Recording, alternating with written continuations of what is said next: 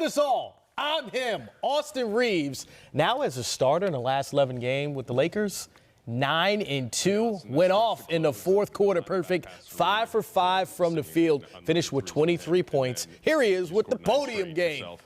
How did those actions come about? What were you reading? What was the conversation on the court? And how did you end up executing like you did? It was really just, playing basketball. Obviously, when you got, guys like Bron and AD, it makes life a little easier.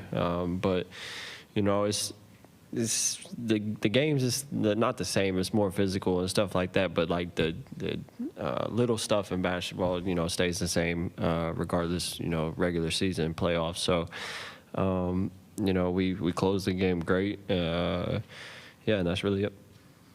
Austin, after a couple of those buckets, you ran back toward the bench yelling, "I'm him, I'm him." What was that moment like for you and just kind of everything that was going on in your head? It's a lot of emotions. You dream about being, on a stage like this. The best basketball players in the world.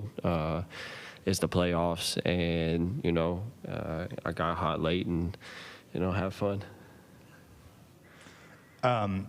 At halftime, I don't know if you guys had a sense for what AD's status was. Memphis had gone on a run. What were the adjustments that were made? Was there anything major? And then, I think you guys end up winning the second half, 69 to 45 or 47 or something like that. What was the big difference? We didn't really know, what AD's status was. So we were talking about next man up mentality. If something was bad wrong with him, thank God that nothing major is wrong with him. And it was it was really just focusing on ourselves. I felt like there was stretches in the first half that we talked about in halftime that we kind of let it get away from ourselves. So it was more so about us. Obviously, you make little adjustments here and there, how the game's going for them as well. But it was more so about us. Were you as calm as a group as it seemed? After halftime and whatnot, because it didn't seem like anybody, was worried or concerned at all. Yeah, they made the run, at the end of the second, and kind of felt like the game should have been, 10-12, but you look up and it's 6. So it's not like, you're getting beat, like I said, 12, 15, 10, going into half. We led most of the first half. But like I said, the run, you look up, and we played consistent basketball for the most part the first half, and you look up after a run like that, and instead of it being 12 to 15, it's 5, 6. So there wasn't really anything to worry about. It's a game of runs, so that was really what was talked about in the locker room. Austin, the way you guys ended the regular season and even in the playing game, it wasn't necessarily your sharpest basketball. So did you guys have any trepidation or anxiousness going into this one, wondering whether you could, turn it up to this level? Or was there any signs that maybe you thought, oh, we will play at this level coming into today? Yeah, I think it really started with AD and Bron's preparation and,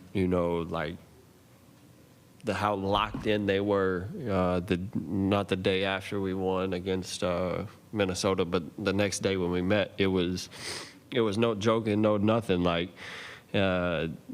They were super locked in, communicating what we could do to be great. And when you have those two guys like that, you don't have any choice but to, follow the lead. So I feel like we have a lot of talent. So that wasn't really a worry. It's just, when we lock in, we feel like, we got a really good chance regardless. Austin, what did you see out of your backcourt mate, D'Angelo, compared to the play-in game and tonight? D'Lo's a really, really good basketball player. And I think what, people were, talking about for him during the playing game or after the playing game was, he didn't play well. But you go back and look, and, he had 8 assists. He's so unselfish that that carries, a long way for a group. When he comes off a pick and roll, swing, or, you kick it to him for what he has a three, but, he throws the extra. It goes a long way. So it's not always about what you see, on the stat sheet. And then obviously tonight he was big. What do you have? 19 points, 7 assists. He's, like I said, he's really good, and it's not always about what you see on here. It's other stuff too. In the locker room, him instilling confidence in me and the rest of the guys as well. Before you go, our locker room is open. If anybody wants to come in, go in. But Rui, AD, and LeBron, Y'all can take off.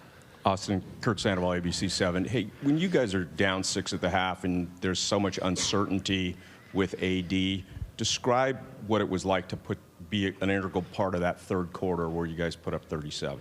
Yeah, I mean, like I said, thank God AD is okay, and he come out and played a great second half. But it was, like I said, really just about us in halftime, kind of limiting mistakes and keeping those to a low so they can't get out in transition. Make them score in the half court, but yeah, it was really everybody was calm, like I said, and ready to just get back out there and hoop some more. more questions for you? Last question. It's tied. He's tied. Obviously, Rui came here, I think kind of trying to get his career back on track and stuff. How have you kind of seen him, I guess, find his identity more as a basketball player, and just how happy were you for him to have the game that he had today?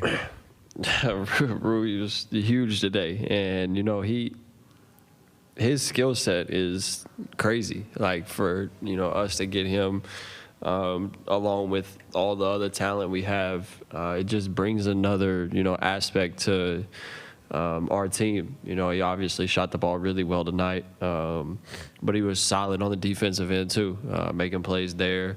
And he never really tries to do too much. He's always under control, likes to get to his spots. Like I said, catch and shoot was really good. So, it's a big shout out to him for, having a performance like that. So we're going to need it some more. Thank you. Appreciate y'all. Rui is on his way.